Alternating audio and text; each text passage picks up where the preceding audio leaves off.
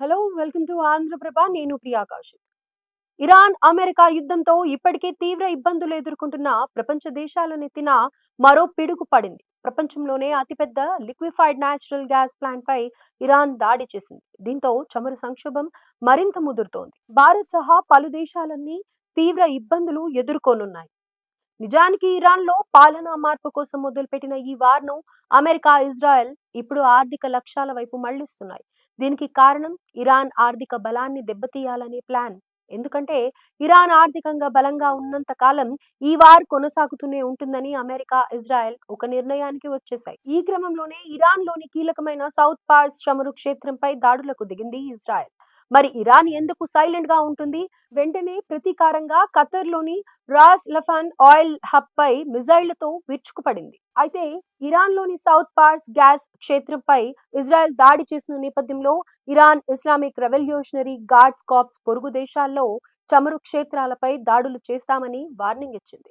అన్నట్లుగానే Gulf దేశాల్లోని ఇంధన మౌలిక సదుపాయాలే టార్గెట్ గా 5 క్షిపణులతో దాడులకు దిగింది. ఇందులో ఒక క్షిపణి రాస్ లఫాన్ ఆయిల్ హబ్ పై పడింది. ఫలితంగా ఖతర్లోని కీలక చమురు కేంద్రాలలో అగ్ని ప్రమాదాలు చోటు చేసుకోగా సౌదీ అరేబియాలోనూ తీవ్ర అంతరాయాలు ఏర్పడ్డాయి. కాగా మరో 4 క్షిపణులను ఖతర్ విజయవంతంగా అడ్డుకుంది. ఖతర్లోని రాస్ లఫాన్ ఇండస్ట్రియల్ సిటీలో ఉన్న ఈ చమురు క్షేత్రం ప్రపంచంలోనే అతిపెద్ద ఎల్ఎన్జి ఉత్పత్తి కేంద్రం.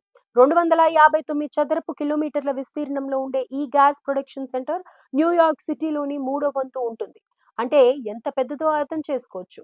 ఇందులో ఎల్ఎన్జి ప్రాసెసింగ్, గ్యాస్ నుంచి లిక్విఫైడ్ కు మార్చే ఫెసిలిటీతో పాటు ఎల్ఎన్జి స్టోరేజ్ వంటి ఏర్పాట్లు ఉన్నాయి. దీనిపై అటాక్ తర్వాత పలు లిక్విఫైడ్ న్యాచురల్ గ్యాస్ కేంద్రాలు కూడా మిజైల్స్ అటాక్స్ కు గురయ్యాయని ఖతర్ ఎనర్జీ తెలిపింది. దీంతో భారీ అగ్ని ప్రమాదాలు సంభవించి మరింత నష్టం వాటిల్లిందని పేర్కొంది.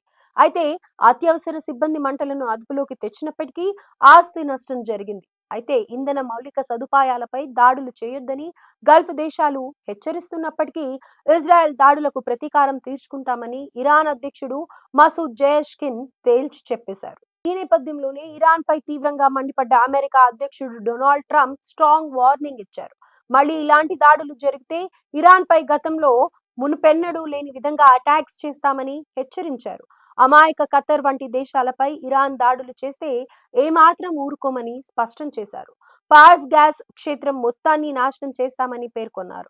ఇరాన్ శాంతియుతంగా ఉంటే ఇకపై సౌత్ ఫార్స్ పై ఎలాంటి దాడులు జరగవని ట్రంప్ హామీ ఇచ్చారు.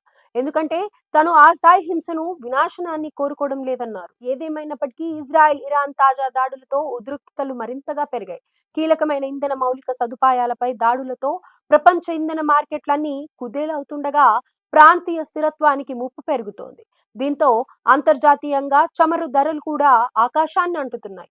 ఈ క్రమంలో ఇప్పటికే యూరప్ మార్కెట్లలో క్రూడ్ ధర $107లకు చేరగా ఇదే పరిస్థితి కొనసాగితే $150లకు వెళ్లే ప్రమాదం పొంచి ఉంది. ఈ క్రమంలో యుద్ధ ఉద్రిక్తతలపై ప్రపంచ దేశాలు తీవ్ర ఆందోళన వ్యక్తం చేస్తున్నాయి.